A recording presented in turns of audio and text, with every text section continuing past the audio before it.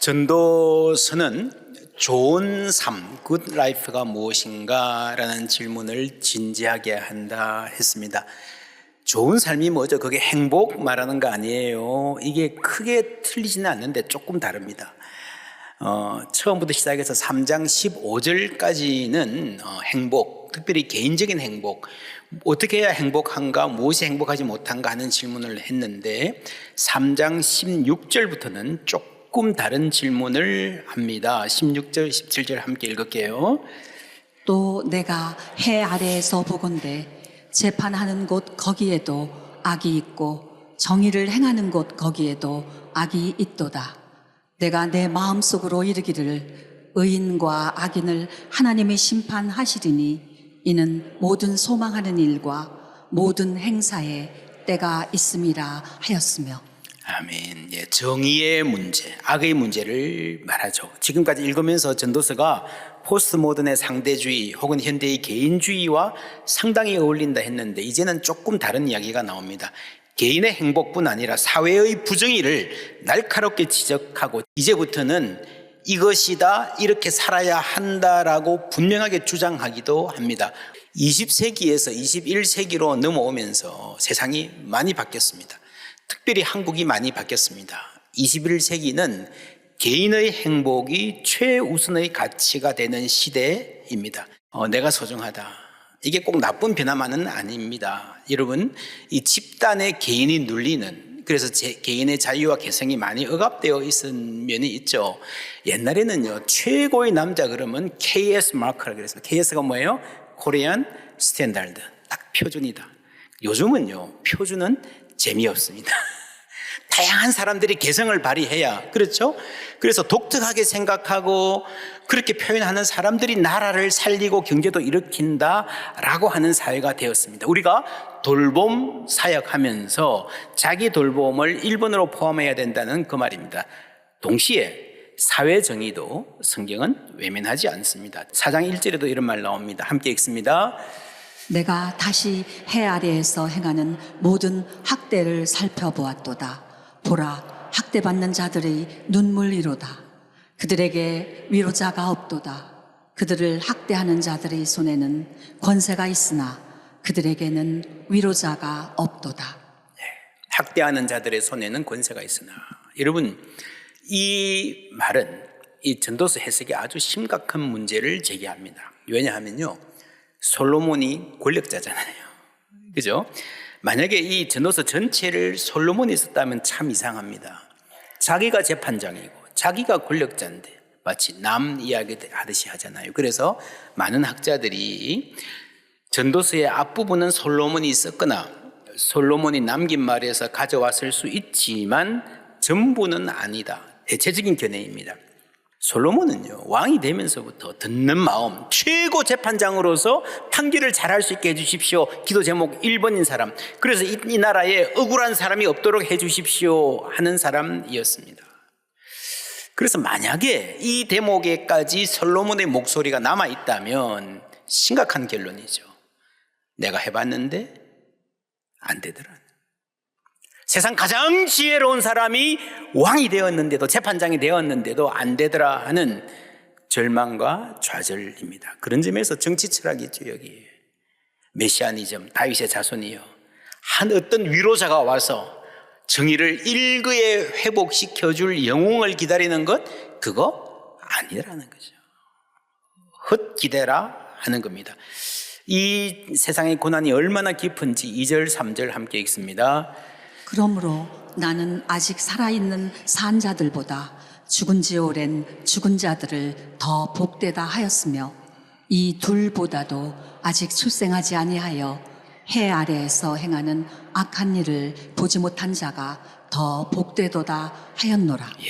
살아있는 사람보다 죽은 사람이 많고 그보다 더 아직 안 태어나서 이 못된 세상, 악한 세상 아예 경험하지 않은 사람이 훨씬 더 낫다라는 말은요, 얼마나 비관적입니까? 얼마나 어둡습니까? 우리가 사는 세상이 이만큼 심각한 불의가 있는 세상이라는 말입니다. 위로자가 없도다. 여러분, 성경이 위로가 없도다 하지 않고요, 위로자, 위로하는 사람이 없도다라고 말하는데 주목해야 됩니다. 위로는요, 사람을 통해서 옵니다. 돈이 위로가 됩니까? 힘든 사람에게 돈 좀 주면 위로가 되기도 하고 안 되기도 합니다. 심지어 돈을 주는데 상처와 굴욕이 되기도 합니다. 그래서 여러분, 사람이 필요한 거예요. 돈이 사람의 관심과 사랑으로 함께 가지 않으면 진정한 위로가 안 된다는 거예요. 그래서 여러분, 돌봄이라고 하는 건요, 정부도 기관도 시스템도 필요하지만 무엇보다 사람이 필요하고 교회가 그 사람이 되어야 하는 줄 믿습니다. 어떻게 하면 될 수 있을까? 왜 없을까? 세상이 이렇게 힘들고 악하고 사람들이 위로자를 간절히 바라는데 왜 전도자가 보니까 위로자가 없다 그러는가? 왜 사람들이 위로자로 살지 못하는가? 4절 함께 읽습니다. 내가 또 본즉 사람이 모든 수고와 모든 재주로 말미암아 이웃에게 시기를 받으니 이것도 헛되어 바람을 잡는 것이로다. 예, 수고, 열심히 노력하고 재능도 있어요, 재주도 있어요. 그래서 열심히 해서 성공했는데 미움을 받는다, 시기를 받는다. 마음 아픈 일이죠. 그런데 이거를 새 번역이나 다른 영어 성경들 보면 조금 다르게 번역되어 있습니다. 온갖 노력과 성취는 바로 사람들끼리 갖는 뭐에서요? 경쟁심에서 비롯되는 것임을 나는 깨달았다. 그러나 이 수고도 헛되고 바람을 잡으려는 것과 같다. 영어로 보면 바람 잡는 것, chasing the wind, 바람을 쫓아다니는 걸로 말하고 있습니다. 여러분, 사람들이 요 둘 다 가능한 번역인데 새 번역이 좀 더 원어에 가까운 것 같아요. 문맥에 사람들이 열심히 사는데 그 동기가 있어야 될 거 아닙니까? 뭐 그렇게 열심히 사냐? 이기고 싶어서, 지지 않으려고, 남들하고 비교해서 경쟁심이 막 불붙을 때 우리는 열심히 일합니다. 혹은 열등감이 있어서 이거 좀 메우려고 막 죽자 사자 매달리고 열심히 합니다. 그렇게 해서 많이 이루고 성공하고 많이 가져도 헛되다는 거예요. 그러면 어떻게 살아야 되는가? 요거를 깨달은 사람들 중에서요, 5절 팔짱을 끼고 있으면서 그냥 살자, 다 바람 잡으려고 하는 거야. 자기의 몸만 축내는 사람들이 있습니다. 그러면 성경은 어떻게 살아라 하는가? 6절 함께 읽습니다.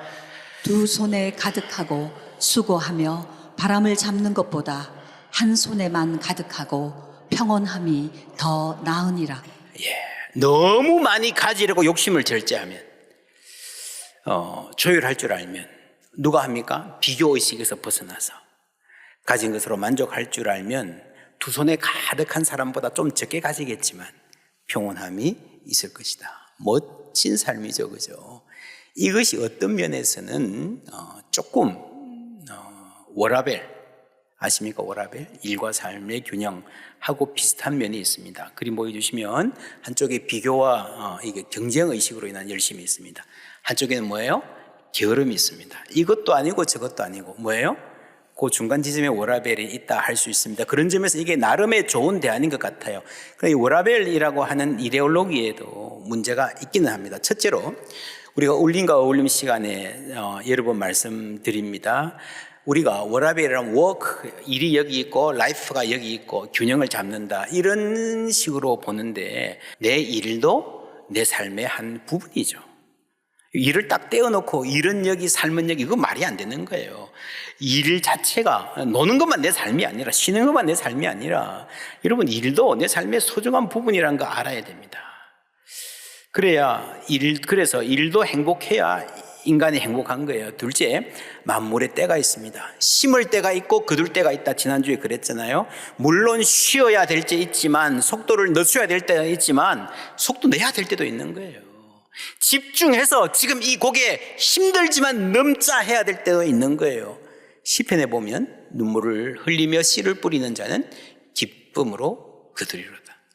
때로는 눈물을 흘리며 씨를 뿌릴 수 있어야 됩니다. 세 번째로, 워라벨이 좋은 말이지만 이 워라벨이란 말을 들으면 경기 일으키는 사람들이 있습니다. 지금 한국 사회의 심각한 문제가 40대들이 20, 30대들하고 굉장히 세대 차이를 많이 느낀다 그래요. 이 40대쯤 되면 관리자잖아요, 그죠? 그래 함께 우리 야근하자. 다들 고생해서 일하는데 막 발을 동동 굴리는데 젊은 직원들 중에 그런 친구들 있어요? 나는 퇴근해야 돼요. 왜? 친구 만나? 영화 보러 가야 돼요. 짐에 가서 운동해야 돼요. 워라벨이라는 거죠. 이거 어떻게 해야 되나? 오늘 성경이 말하는 답은 뭔가 하면요. 9절 말씀 함께 읽습니다.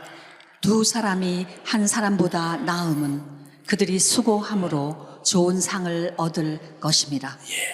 뭐 워라벨도 뭐도 다 좋은데 함께 가야 된다. 그래야 좋은 상을 얻을 수 있다. 결과가 좋다라는 겁니다. 여러분, 지금 퇴근하겠습니다, 나는 신경 끄겠다 하는 사람들은요, 지금 당장 자신의 발등에 불이 안 떨어져서 그래요.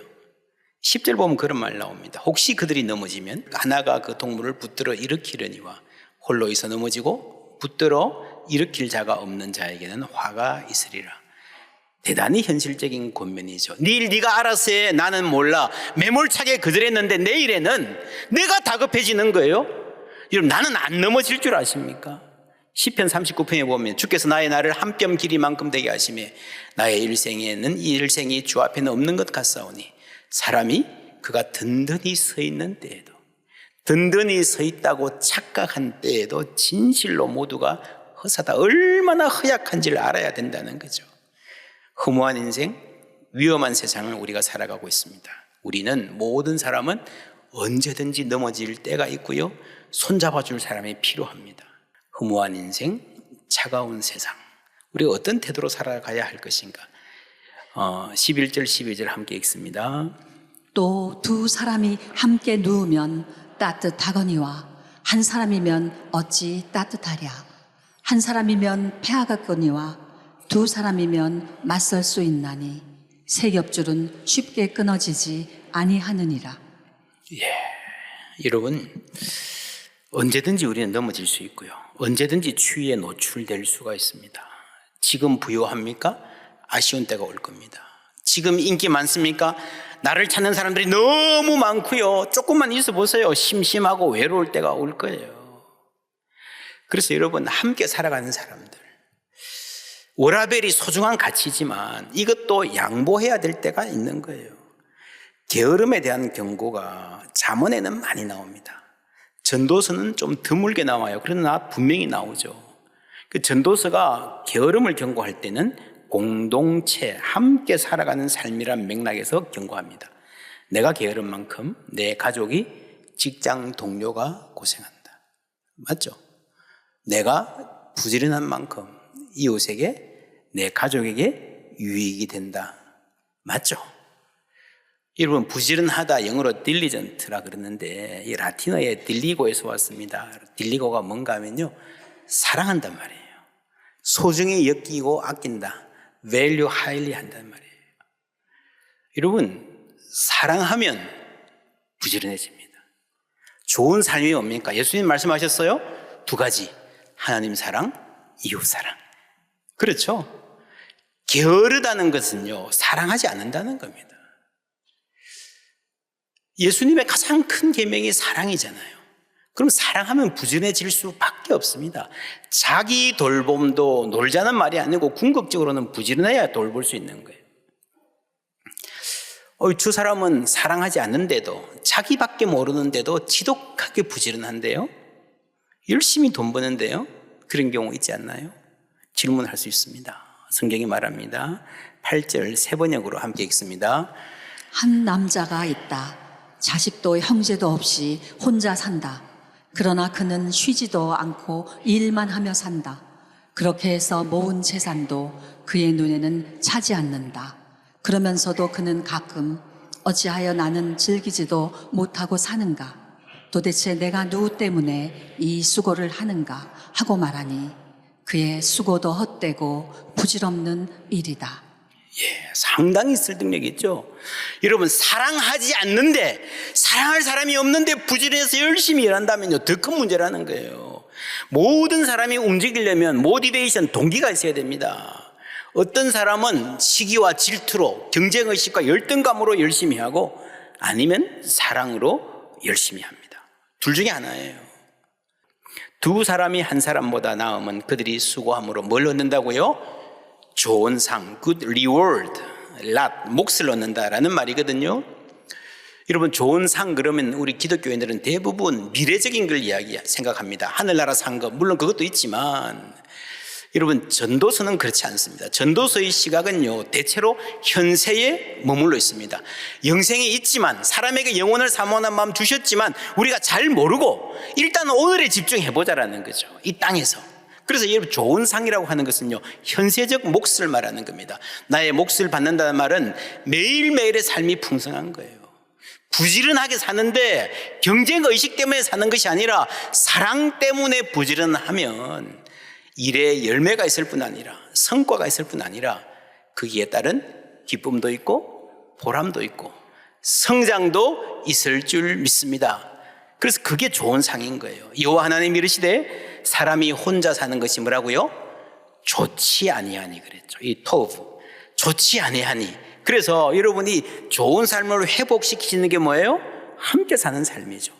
그래서 당연히 함께 사는 삶에는 이 좋은 상, 좋은 삶, 하나님이 에덴에서 약속하신 그 복된 원더풀한 삶의 모든 복이 어디 있는가 하면은 함께 사는 삶이 있는 거예요. 여러분 가정이 이런 에덴 동산 되시기를 주님의 이름으로 축원합니다. 여러분, 사랑이 없으면 아무것도 아닙니다. 여러분, 일하는 동기가 뭡니까? 왜 열심히 출근하고 길을 쓰고 사업하십니까? 시기와 질투로, 경쟁의식으로, 열등감으로. 안 됩니다. 자신을 연료로 달려가는 것 같아요. 달려가면 갈수록, 빨리 가면 갈수록 성공한다는 느낌이 잠시 있을지 모르지만 자신이 소모되고 마침내 무너질 것입니다. 그게 번아웃이죠. 타서 없어져 버리는 거예요.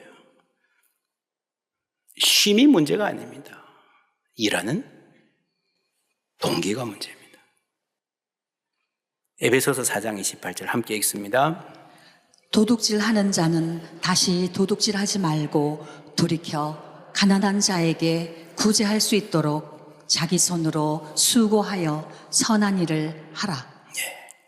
초대교회에, 에베소 교회에 도둑질하던 사람이 왔어요. 흉악범 출신 전과자가 왔어요. 어떻게 가르쳐요? 절대로 딴 마음 먹지 말고 열심히 일해서 남에게 손 벌리지 말고 네 앞가림해. 악착같이 돈 벌어서 떵떵거리고 살아. 그렇지 않다는 거예요. 모두가 그러려고 했는데 다시 교도소로 돌아옵니다.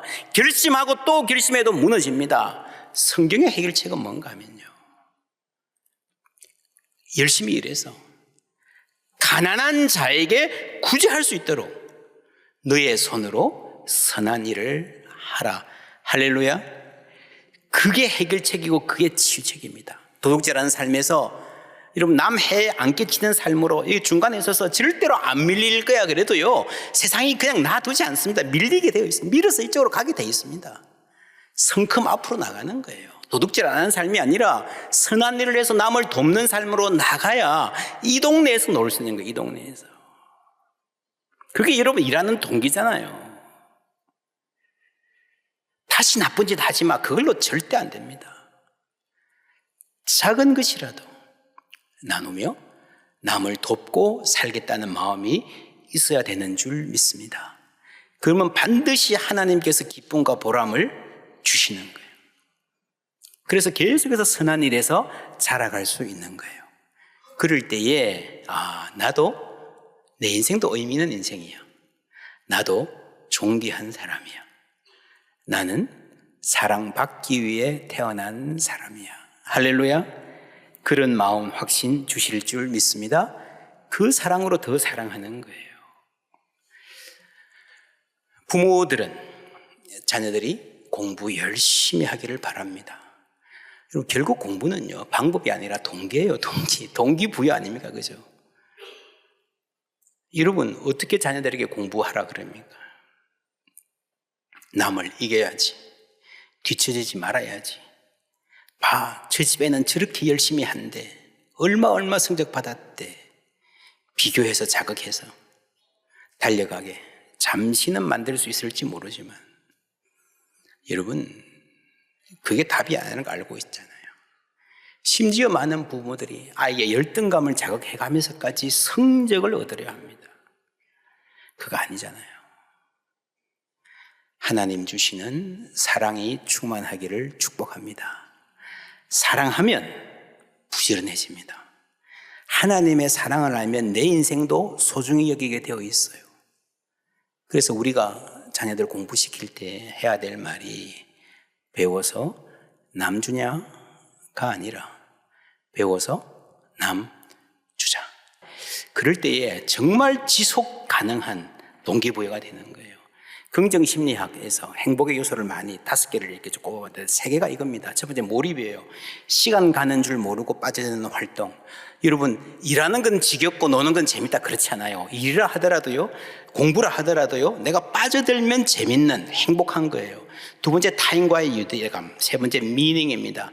나보다 더 큰 무엇을 위해서 내가 기여한다는 느낌이 있을 때 사람은 행복할 수 있다. 그리고 현대 학자들의 연구 결론이 굉장히 성경적입니다. 여러분, 학대가 많고 이 차갑고 또 위험한 세상에서 위로자가 필요한데 위로자가 없다 탄식하는데요. 여러분, 성경의 답은 공동체입니다. 모든 문제를 해결해 줄 영웅을 기다리지 말고, 솔로몬도 못했어요. 우리가 작은 위로자가 되는 공동체를 세워가는 것입니다. 예수님도 세상에 있는 모든 문제를 일거에 해결해 줄 영웅으로 이 땅에 오시지 않았습니다. 세상에 이 많은 고통이 있음에도 불구하고 2팔을 벌려서 몇 명의 아이들을 안아주셨어요. 몇 명의 병자를 치료해 주셨고 몇몇 세리와 창녀들의 친구가 되어 주셨습니다. 모든 세대의 사람이 다 예수님 만난 거 아니고요. 당시의 이스라엘, 그 중에서도 몇 명만 예수님 팔에 안겼습니다. 제자들의 발을 씻겨주셨죠. 몇 명? 몇 명요? 꼴랑 12명. 꼴랑 12명. 아니, 세상을 구원하러 왔다는 분이 뭐 12명 발 붙잡고 있는 그게 뭐야, 뭐. 적어도 세상의 구원자라면 유엔 총회라도 가가지고 연설하면서 시작하든지, 뭐 뉴욕 타임즈에 글을 실든지, 로마 황제 만나서 단판을 짓든지, 정치 이렇게 하지 마시라고, 제발 약한 자들의 신음에 좀 귀 기울이고 재판 똑바로 하라고, 사회를 확 뜯어 고쳐야 된다고. 근데 겨우 몇 사람 그저 붙잡고 그렇게 사시다가 십자가 지셨어요. 하나님께서 부활시켜 주셨습니다. 그 후에 그를 따르던 제자들이, 그 사랑을 받은 사람들이 자기도 그 사랑을 알기 때문에 또 주위에 몇 사람을 사랑하기 시작했습니다. 발을 씻기기 시작했습니다. 함께 나누며 살기 시작했습니다. 위에서 기도하기 시작했습니다. 그게 여러분 예수의 마음으로 살아가는 무리가 생기는 거예요. 제자가 생기는 거예요.